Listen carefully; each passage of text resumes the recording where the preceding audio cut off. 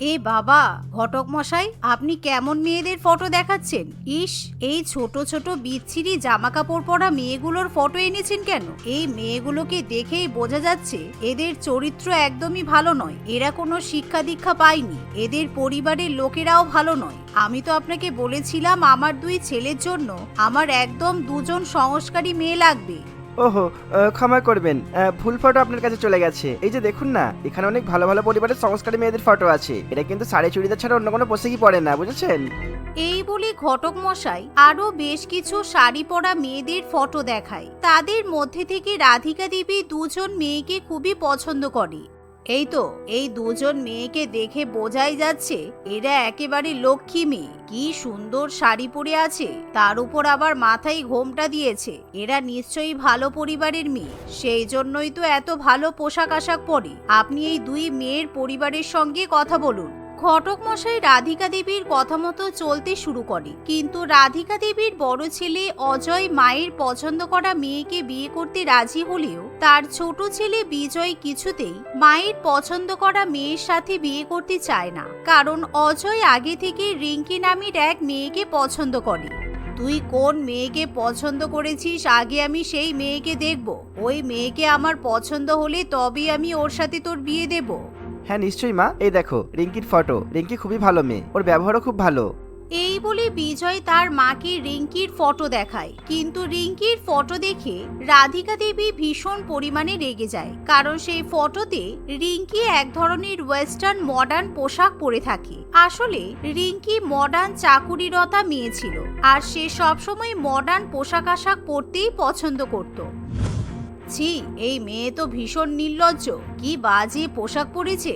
এই মেয়ের চরিত্র ভীষণ খারাপ। এই ধরনের মেয়ের পাল্লাই পড়িস না বাবু, তোর জীবন কিন্তু একেবারে নষ্ট হয়ে যাবে।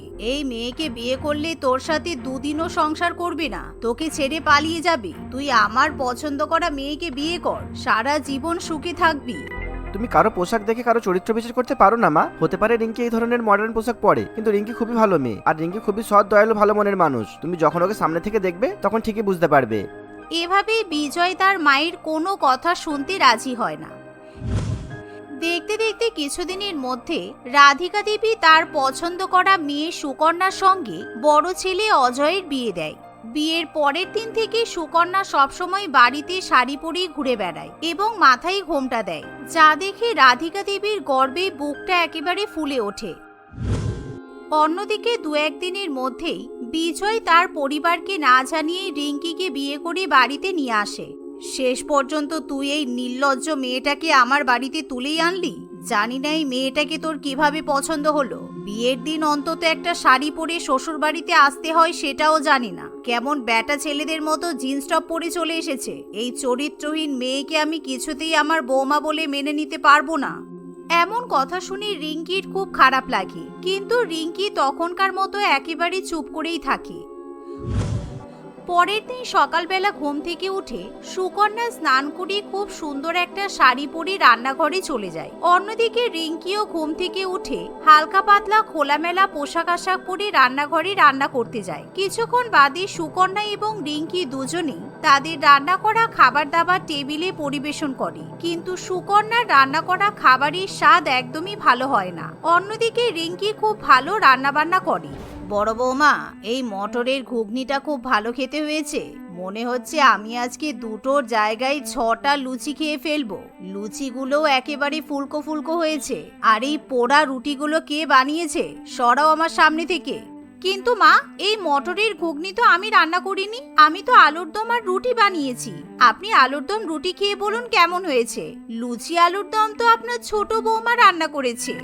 এমন কথা শুনে রাধিকা দেবী অবাক হয়ে যায়। আসলে সুকন্যা মোটেই রান্না বান্না করতে পারতো না, তাই সেই রুটি বানাতে গিয়ে সবকটা রুটি একেবারে পুড়িয়ে কালো করে ফেলে। তার উপর আলুর দম সে ঠিকমতো রান্না করতে পারে না। আলুর দমের আলুগুলো সম্পূর্ণরূপে কাঁচা থাকে, সেই সাথে আলুর দমে উল্টোপাল্টা মশলা ব্যবহার করার ফলে সেটা খেতে ভীষণই বাজে লাগে। কিন্তু তবুও রাধিকা দেবী তার বড় বৌমারই প্রশংসা করে।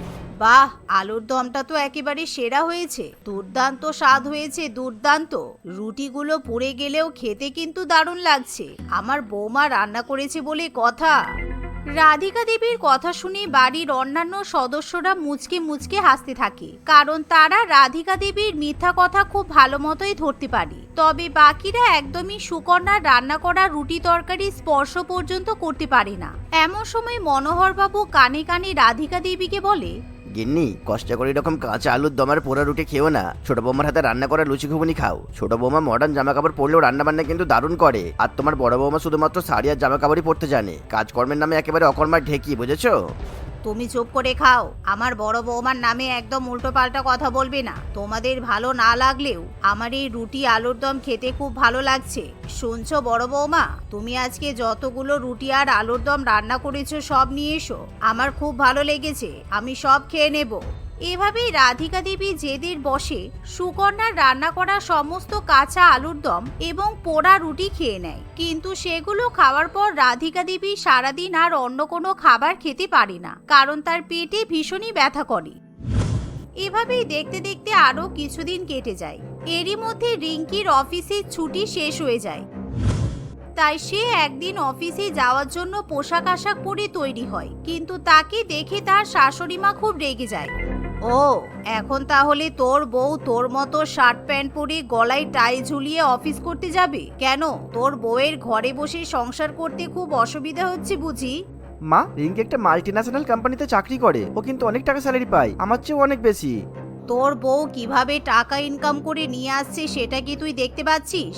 এসব মেয়েরা এমনিতেও এই ধরনের নির্লজ্জের মতো ছোটখাটো পোশাক পরে কখনোই ঘরে বসে থাকতে পারে না। তাদের চরিত্র এরকমই হয়, ছোটখাটো জামা কাপড় পরবে, বাইরের লোকেদের দেখাবে, এগুলোই তো ওরা সবচেয়ে বেশি পছন্দ করে। দেখিস আবার তোকে ছেড়ে বাইরের কোনো ছেলেকে পছন্দ করে না বসে। শাশুড়ি মায়ের এমন কথা শুনে রিঙ্কির খুব খারাপ লাগে, কিন্তু তবুও রিঙ্কি শাশুড়ি মায়ের মুখের উপর কোনো কথা বলে না। সে চুপচাপ অফিসে চলে যায়। এভাবে রিঙ্কি একাধারে সংসার এবং অন্যদিকে অফিস সামলাতে থাকে। কিন্তু অন্যদিকে ধীরে ধীরে সুকন্যার স্বভাব চরিত্রে পরিবর্তন দেখতে পাওয়া যায়। সে মাঝে মধ্যে বাপের বাড়িতে যাওয়ার নাম করে বাড়ি থেকে বেরিয়ে পড়ে। তবে সে যেহেতু শাড়ি পরে বাইরে বেরোয়, তাই রাধিকা দেবী কখনোই তাকে বাধা দেয় না। এমনকি সুকন্যা এখন সংসারের কাজকর্মও খুব একটা করতে চায় না। সে মাঝে মধ্যে তার স্বামীর সঙ্গেও খারাপ ব্যবহার করে। সুকন্যা, ফ্রিজ থেকে আমাকে একটু এক গ্লাস ঠান্ডা জল এনে দাও তো। উফ, অফিস থেকে এসে ভীষণ কষ্ট হয়ে গেছে। সুকন্যা অজয়ের কথাই পাত্তা দেয় না। সে নিজের মতো ফোনে রিলস দেখতে ব্যস্ত থাকে। কিন্তু অজয় বারে বারে জল আনতে বললে সে খুব রেগে যায়। আরে বাবা, দেখতে পাচ্ছিস না আমি ফোন দেখছি? তোর হাত নেই? তুই একটু ফ্রিজ থেকে জল নিয়ে খেতে পারছিস না? সুকন্যার এমন ব্যবহার দেখে অজয় একেবারে আকাশ থেকে পড়ে। এমনকি রাধিকা দেবীও সুকন্যার কথাগুলো শুনতে পায়। বড় বৌমা, তুমি তোমার স্বামীর সঙ্গে কিভাবে কথা বলছো? স্বামীকে কেউ কখনো তুই করে কথা বলে? তুমি তো এরকম ছিলে না, হঠাৎ করে তোমার কি হলো? এই রে, ভুল করে আমার পুরানো রূপ সবার সামনে বেরিয়ে যাচ্ছিল, আমাকে এখনই ম্যানেজ করতে হবে। আরে মা, আপনি দয়া করে আমাকে ভুল ভাববেন না। আসলে আমি অজয়ের সঙ্গে একটু মজা করার চেষ্টা করছিলাম। অজয় রেগে গেলে আমার খুব ভালো লাগে। অজয়, তুমি বসো, আমি এখনই জল আনছি। এভাবে আরো কিছুদিন কাটে। একদিন সুকন্যার শ্বশুর মশাই তাকে চা বানাতে বললে সে খুবই রেগে যায়। তাই সে রান্নাঘরে গিয়ে রাগে গজগজ করতে করতে চা বানায়। দূর, আমাকে তো এরা বাড়ির চাকর বলেই মনে করে। আর ওই বুড়ো দিনের মধ্যে 10 বার শুধু চা খাবে, আমাকে 10 বার করে চা বানাতে বলবে। মাঝে মধ্যে মনে হয় চায়ের মধ্যে বিষ মিশিয়ে বুড়োটাকে খাইয়ে দিই। আমার আর ভালো লাগে না এসব। এমন সময় রান্নাঘরে জানালা দিয়ে রাধিকা দেবী সুকন্যার সব কথা শুনতে পায়। এ কি, বড় বৌমার মনে তো অন্য কিছুই আছে। বড় বৌমাকে দেখে তো এরকম কখনোই মনে হয় না, কিন্তু মনে মনে আমাদের নিয়ে এরকম ভাবনা পোষণ করে। যতই দিন যাচ্ছে ততই যেন বড় বৌমার রূপ পাল্টে যাচ্ছে। কিন্তু কি আর করব, নিজে পছন্দ করে নিয়ে এসেছি। নিজের পছন্দকে আমি সবার সামনে খারাপও বলতে পারবো না। আসলে সুকন্যা পুরোপুরিভাবে সংস্কারী সাজার নাটক করে। বিয়ের আগে সে কখনোই শাড়ি চুড়িদার পরতো না। বিয়ের আগে সে ভীষণই বাজে বাজে ছোটখাটো পোশাক পরে ঘুরে বেড়াতো। সেই সাথে সুকন্যার অনেক ছেলে বন্ধুও ছিল, তাই সুকন্যার নামে চারিদিকে বদনাম রটে যায়। তার বাবা মা চাইলেও তাকে ভালো পরিবারে বিয়ে দিতে পারে না। সেই জন্য সুকন্যাকে তারা সংস্কারী সাজিয়ে রাধিকা দেবীর ছেলের সঙ্গে বিয়ে দেয়। তাই সুকন্যা বাবা মায়ের কথা মতো বিয়ের পরেও সংস্কারী সাজার নাটক করে, কিন্তু সুকন্যা বেশি দিন পর্যন্ত তার এই নাটক চালিয়ে যেতে পারে না। এ কি, এখন তো রাত 2টো বাজে, এত রাতে দিদি কোথায় যাচ্ছে? আমার প্রথম থেকেই দিদির উপর কেমন যেন সন্দেহ ছিল। বিজয়, বিজয়, ওই দেখো, এত রাত্রিবেলা তোমার বৌদি বাড়ির বাইরে বেরিয়ে গেল। চলো, আমাদের এখনই ফলো করতে হবে। এই বলে রিঙ্কি এবং বিজয় স্কুটি নিয়ে তখনই বাড়ির বাইরে বেরিয়ে যায়। কিছুটা দূর যাওয়ার পর সুকন্যা তার বন্ধু বান্ধবীর গাড়িতে উঠে পড়ে। গাড়ির মধ্যে সুকন্যা তার শাড়ি খুলে দেয়, আর তখনই তার আসল রূপ বেরিয়ে আসে। কারণ সুকন্যা আগে থেকেই শাড়ির মধ্যে খুবই ছোট একটা মডার্ন পোশাক পরে থাকে। সেই পোশাক পরেই সুকন্যা নাইট ক্লাবে পার্টি করতে চলে যায়। এটাই তাহলে বৌদির আসল রূপ? মাথায় ঘোমটা দিয়ে বৌদি তাহলে এসব করে বেড়াই? মাকে এখনই সবটা জানাতে হবে। এই বলে বিজয় তখনই তার মাকে ভিডিও কল করে। ভিডিও কলে রাধিকা দেবী যেটা দেখে সে নিজের চোখে বিশ্বাস করতে পারে না। পরের দিন সকালে, মা, এই দেখো তোমার বড় বৌমার ফটোগুলো দেখো। তোমার বড় বৌমা ইনস্টাগ্রাম ফেসবুক থেকে আমাদের সবাইকে ব্লক করে রেখেছিল, আর এটা রিঙ্কির ফোন। বৌদি রিঙ্কিকে ইনস্টাগ্রাম থেকে ব্লক করতে ভুলে গিয়েছিল। এই দেখো বৌদি কেমন ছোটখাটো পোশাক আশাক পরে রিলস বানায়, প্রায় তিনি বন্ধু বান্ধবদের সঙ্গে নাইট ক্লাবেও যায়। আর বৌদি শুধুমাত্র তোমার সামনেই ভদ্র সাজার নাটক করে। আজকে তুমি বুঝতে পেরেছো তো, কারো পোশাক আশাক দেখে কোনো চরিত্র বিচার করতে নেই। রাধিকা দেবী নিজের ভুল বুঝতে পারে, আর সে শুধুই নিজের কপাল চাপড়াতে থাকে। অন্যদিকে যেহেতু এখন সবাই সুকন্যার আসল রূপের ব্যাপারে জেনে যায়, তাই সুকন্যা শাড়ি পরা পুরোপুরিভাবে বন্ধ করে দেয়। সে প্রকাশ্যে এখন মডার্ন জামা কাপড় পরতে শুরু করে। সুকন্যা এখন কাউকেই সম্মান করে না, কাউকে তোয়াক্কা করে না। এমনকি খুব তাড়াতাড়ি সুকন্যা অজয়কে ছেড়ে বাপের বাড়িতে চলে যায়, কারণ এখন সে অন্য একজন ছেলেকে পছন্দ করে বসে। তাই সে অজয়কে ডিভোর্স দিয়ে তার নতুন বয়ফ্রেন্ডকে বিয়ে করে। এরকম ঘটনার ফলে রাধিকা দেবী এবং তার পরিবারের খুব বদনাম হয়। তাই রাধিকা দেবী কখনোই আর পোশাক আশাক দেখে কারোর চরিত্র বিচার করে না। মা, বলছিলাম কি, এই শর্মিলা মাসি এত বকাটে কেন বলো তো? ওনার সামনে গেলেই সারাক্ষণ শুধু আমার বৌমা এই করেছে, আমার বৌমা ওই করেছে, আমার ছেলে এই বলেছে, এই সমস্তই কথা বলে। এসব ছাড়া কি ওনার কাছে আর অন্য কোনো কথা থাকে না? আরে আসতে বল, ওনার কান আবার খুব খাড়া। একবার যদি এসব কথা শুনতে পায় না, তাহলে তোর আর আজকে রক্ষে নেই। আরে সেটা কথা নয় মা, আমি বলি কি, নিজের ঘরের কথা এখানে ওখানে বলে বেরিয়ে কি লাভ বলো? কেউ কি সমাধান করে দেবে? সেই তো নিজেকেই সমাধান খুঁজতে হবে, তাই না? আর এরকম খিটখিটে বুড়ি না সেজে বাড়ির বৌমাদের গুছিয়ে নিয়ে চলতেই তো পারে, তাহলেই তো সব ঠিক হয়ে যায়। দেবলীনা তার মা চিত্রদেবীর সঙ্গে কাকদ্বীপে বাস করত। সে বয়সে বড় হয়ে গেলেও এখনো পর্যন্ত সে ততটা বেশি ম্যাচিওর হয়নি। তার যেটা ঠিক বলে মনে হতো সে সেটাই বলে ফেলতো। সে কোথায় আছে, কার সামনে আছে এবং কোন পরিস্থিতিতে আছে সে কিছুই লক্ষ্য করত না। আর সেদিন তাদের বাড়িতে তার মায়ের বড় বোন শর্মিলা দেবী এসেছিল। তার বিষয়ে দেবলীনা যখন কথা বলছিল, তখন শর্মিলা দেবী তাদের কথা বাইরে দাঁড়িয়ে দাঁড়িয়ে শুনছিল। কিছুক্ষণ পর সে ভেতরে এসে বলে, হ্যাঁ হ্যাঁ, আমার নামে বেশি বেশি করে বদনাম কর না। আমি তো খচ্চর, তাই না? বৌমাদের জ্বালাই আর তোদের বাড়িতে বকতে এসেছি। তোর মুখে খালি বড় বড় কথা।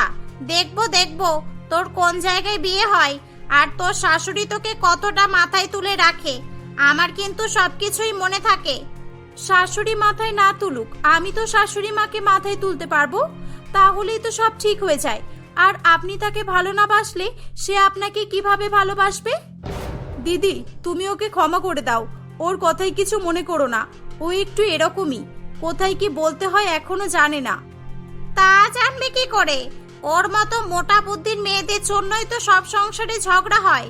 এত বড় ঢেকি হয়ে গেছে, কোথায় রান্না বান্না শিখে মায়ের হাতে হাতে সাহায্য করবে তা নয়, শার্ট প্যান্ট পরে ঢ্যাং ঢ্যাং করে এসে এর ওর গুণগান গাইছে। হ্যাঁ, আরে না না দিদি, ওর নামে এরকম বলো না। ও এরকম মোটেও নয়। ও সারাদিন বাড়ির সমস্ত কাজকর্মই করে, আমাকে তো কিছু করতেই দেয় না। আজ আপনি এসেছেন বলে আমি ইচ্ছা করেই রান্না করলাম। এটা শোনার পরও শর্মিলা দেবীর মন শান্ত হয় না। আসলে সে একটু ঝগড়াটে প্রকৃতির ছিল, তাই সে সেদিনই খাওয়া দাওয়া সেরে সেখান থেকে রাগের সঙ্গে বাড়ি চলে যায়। হে ঈশ্বর, বহু সাধনার পর তুমি এই মেয়েকে আমার গর্ভে দিয়েছিলে। আর দেবলীনা মনের দিক থেকে খুবই ভালো আর সংস্কারী মেয়ে। ও খুবই সরল, এই সমাজের কূটনীতিও কিছুই বোঝে না। আমার তো মাঝে মাঝে ওর সরলতাকে নিয়ে ভয় হয়, ভবিষ্যতে যে ওর সঙ্গে কি হবে। তুমি ওকে রক্ষা করো ঈশ্বর। কি হলো মা?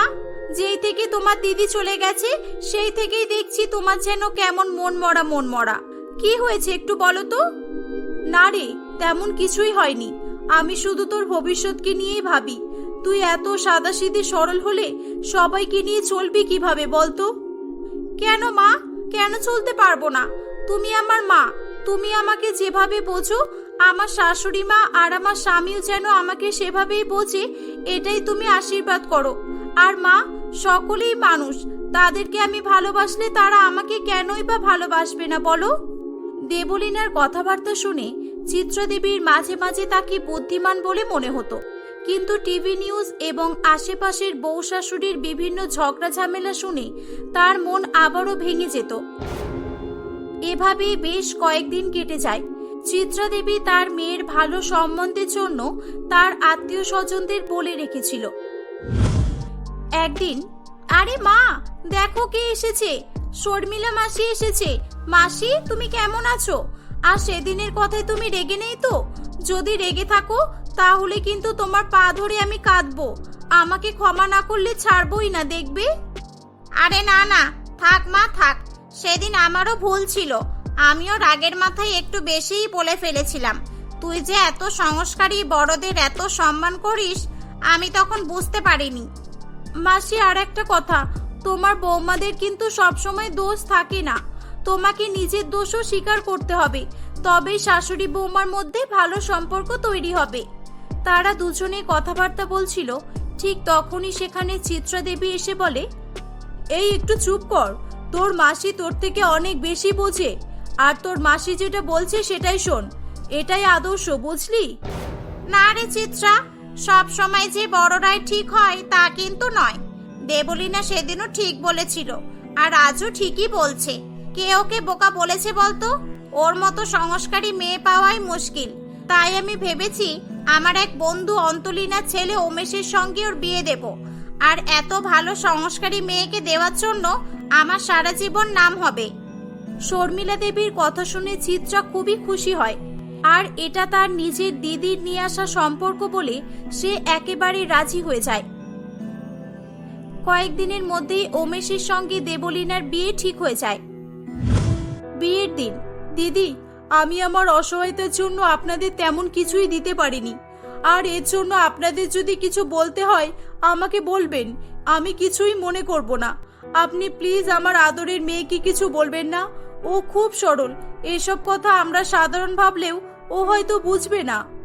আরে দিদি, আপনি আমাকে কি ভাবছেন আমি সেটা জানি না, তবে আমি দেবলীনাকে বৌমা নয়, মেয়ে হিসাবেই নিয়ে যাচ্ছি। আমার টাকা পয়সার কোনো অভাব নেই, শুধু একটা ভালো মেয়ের দরকার ছিল। আর ওর সংস্কার, আদর্শ, শিক্ষাই তো আমাকে প্রভাবিত করেছে। না হলে মেয়ে তো অনেকই ছিল, তাই না? হে হে হে, সংস্কার, আদর্শ সব বেরিয়ে যাবে। আমাকে শেখাচ্ছিল কিভাবে বৌমাদের সঙ্গে ব্যবহার করতে হয়। আমাকে অপমান করার প্রতিশোধ আমি নিয়েই নিলাম। তাহলে এমন ঘরে তোর বিয়ে দিয়েছি, সারা জীবন কষ্ট পাবি, সারা জীবন। হ্যাঁ অন্তলীনা, তুই ঠিকই ভেবেছিস। আর আমি তোকে গ্যারান্টি দিচ্ছি, দেবলীনার বিষয়ে তুই কখনোই কোনো অভিযোগ করতে পারবি না, দেখিস। হ্যাঁ, এরকমই একটা মেয়ে খুঁজছিলাম, যাকে ইচ্ছা মতো খাটানো যাবে, হাতের পুতুল বানানো যাবে। যাই হোক, বিয়েটা তো হয়েই গেছে। যেমন সংস্কারী মা, ঠিক তেমনই সংস্কারী মেয়ে। এভাবেই সেদিন দেবলীনার সঙ্গে উমেশের বিয়ে হয়ে যায়। বিয়েতে সকলেই খুশি ছিল, শুধুমাত্র উমেশকে বাদ দিয়ে, কারণ উমেশের দেবলীনাকে পছন্দ হয়নি। পরের দিন সকালবেলা, আরে আমার মনে হয় আজকে উঠতে দেরি হয়ে গেছে। ইস যা, আমি এত বেলায় নিজের বাড়িতেও কখনো উঠিনি। হে ঈশ্বর, এবার কি হবে কি জানি। মা মনে হয় আমার উপর রেগে আছেন। এরকমই নানান চিন্তা করতে করতে দেবলীনা বাড়ির সমস্ত কাজ মিটিয়ে নেয় এবং চা করে নিয়ে তার শাশুড়ি মায়ের কাছে যায়। যাক বাবা, বাঁচা গেল। মা দেখছি এখনো শুয়ে আছেন, হয়তো কালকে অনেক কষ্ট হয়েছে তাই ঘুম ভাঙছে না। আমি বরং মায়ের পা দুটো একটু টিপে দিই। আরে থাক থাক, কি করছো তুমি? আমি তোমাকে পা টিপতে কখন বললাম? আপনি বলেননি মা, কিন্তু আমি জানি কালকে আপনার খুব কষ্ট হয়েছে আর তাই এত বেলা হয়ে গেছে তবুও আপনি উঠতে পারছেন না। কি বেলা হয়ে গেছে? তুমি ঘড়ি দেখোনি? এখন সবে 6টা বাজে, আর তুমি এত সকাল সকাল কেন উঠেছো? ও, আমি তো তোমার সংস্কারের কথা ভুলেই গেছিলাম। আসলে আমাদেরই দোষ যে আমরা বেলা করে উঠি। সকলেরই সকাল সকাল ওঠা উচিত। যাক বাবা, বাঁচা গেল। আমি তো ভেবেছিলাম আমার দেরি হয়ে গেছে, কিন্তু না, গাফিলতি করলে চলবে না, আমাকে আমার মতোই থাকতে হবে। এদিকে দেবলীনা এক ভাবছিল আর অন্যদিকে অন্তলীনা দেবী তাকে নিয়ে অন্য কিছুই ভাবছিল। প্রথম দিন মিষ্টি কথা বলা অন্তলীনা কিছুদিনের মধ্যেই কখন যে পাল্টে গিয়েছিল সে নিজেও বুঝতে পারেনি। পরের দিন, আরে বৌমা, তোমার একটু কি নাম করেছি? তুমি তো নিজেকে এই ঘরের মালকিন ভেবে বসেছো। বলি শুধু সকাল সকাল উঠলেই হবে? বাড়ির কাজগুলো ঠিকঠাক ভাবে করতে হয়, এটা কি ভুলে গেছো তুমি? না মা, আপনি কোন কাজের কথা বলছেন? আমি কিছুই বুঝতে পারছি না তো। আমাকে কি করতে হবে বলুন না, আমি এক্ষুনি করে দিচ্ছি। হ্যাঁ, তাহলে এখানে বসে না থেকে তাড়াতাড়ি আমার ঘরে যাও। বিছানার চাদর, বালিশের কভার আর আমি যে কাপড়গুলো বের করে রেখেছি ওগুলো ধুয়ে পরিষ্কার করো। আর ভুলে যেও না, তোমাকে তাড়াতাড়ি রান্নাও করতে হবে। আর হ্যাঁ, কাপড়গুলোকে ওয়াশিং মেশিনে ধোবে না, তাহলে ভালো পরিষ্কার হবে না। ওগুলো হাতেই ধোবে।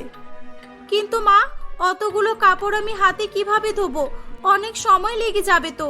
তাহলে তো রান্না করতে অনেক দেরি হয়ে যাবে। ও, এখন দেখছি মুখও চলছে তোমার। মা বলে পাঠালো আমার মেয়ে অনেক সংস্কারী, আর এখন দুদিন হতে না হতেই সংস্কার মুখ থেকে ঝরে পড়ছে। তুমি আমার কথায় চলবে নাকি ফোন করে তোমার মাকে জানাবো? অন্তলীনা দেবীর এরকম কথাবার্তা শুনে দেবলীনা সেখান থেকে চলে যায় আর তাড়াতাড়ি করে সে রান্নাও কমপ্লিট করে। এটা শুধু সেদিনেরই ঘটনা ছিল না, দেবলীনার সঙ্গে এটা প্রতিদিনই ঘটতো। আর সে কাউকেই কিছু না বলে মুখ বুজে সমস্ত কিছুই সহ্য করত। এমনই একদিন, বাহ, বেশ ভালোই চলছে। আমি যেরকম চেয়েছিলাম ঠিক সেরকমই হচ্ছে। একে পুরো আঙুলে নাচাতে পারছি। এভাবে চললেই আমাদের প্ল্যান সাকসেস হবে। মা, এই নিন আপনার চা। আর একটা কথা জিজ্ঞাসা করার ছিল। বলছি, আমাদের বিয়ের তো অনেক দিনই হয়ে গেল, আপনার ছেলেকে আমি একদিনও বাড়িতে থাকতে দেখিনি। আপনার ছেলে এমন কি কাজ করে যে মাসে একবারও ছুটি পায় না? আমি জানতাম ও উমেশের ব্যাপারে জিজ্ঞাসা করবেই। যাই হোক, একে একটা কিছু বলে দিই, এখন ব্যাপারটা যেভাবেই হোক চাপা দিতে হবে। হ্যাঁ, আমি জানতাম তো তুমি এরকমই উল্টোপাল্টা প্রশ্ন করবে।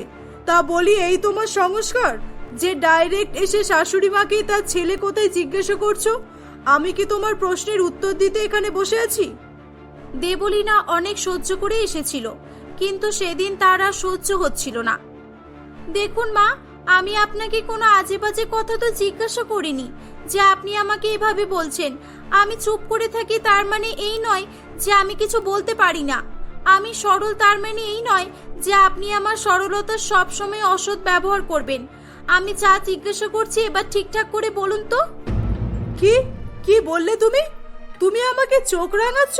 তবে শোনো, উমেশের তোমাকে পছন্দ নয়। ও তো তোমাকে বউ হিসাবে মানেই না। ও তোমার মতো আনস্মার্ট মেয়েকে বউ হিসাবে কখনোই গ্রহণ করবে না। এবার তোমার যা করার তাই করো। ভালোই খাচ্ছিলে, সহ্য হচ্ছিল না, তাই তো? আমি জোর করে তোমার সঙ্গে আমার ছেলের বিয়ে দিয়েছিলাম, বুঝেছো? মানে আমার সঙ্গে তাহলে ধোঁকা হয়েছে? আপনি সব জেনে শুনে এমন করলেন কেন? কি লাভ হলো আপনার? আপনার মাতাল জুয়ারি ক্যারেক্টারলেস ছেলেকে আমার গলায় ঝুলিয়ে দিলেন কেন বলুন? কেন? আমাকে এসব বলে তো কিছু লাভ নেই। তোমার শর্মিলা মাসি সবই তো জানতো। ও বলেনি কেন তোমাকে? এটা তো ওর দোষ, আমার তো দোষ নেই। আর বলবেই বা কেন? বিয়েতে ঘটকগিরি করলো আমার ছেলে তোমার সঙ্গে বিয়ে দেওয়ার জন্য আমার কাছ থেকে মোটা টাকাও যে নিয়েছে। তার মানে মাসি আমার সঙ্গে বিশ্বাসঘাতকতা করেছে? না, আমার বিশ্বাস হচ্ছে না। আমি কাউকেই ছাড়বো না, সবাইকে উচিত শিক্ষা দিয়েই ছাড়বো। একদিক থেকে দেখতে গেলে দেবলীনার সঙ্গে প্রতারণা করা হয়েছিল, আর সে সাদাসিধে ভালো মনের মানুষ ছিল, তাই অন্তলীনা দেবী ভেবেছিল যে সে কিছুই করবে না, প্রতিদিনের মতোই মুখ বুজে সবকিছু সহ্য করবে। কিন্তু সেদিন তার উল্টোটাই ঘটেছিল। দেবলীনা কাউকে কিছু না জানিয়েই থানায় কমপ্লেন করে দেয়।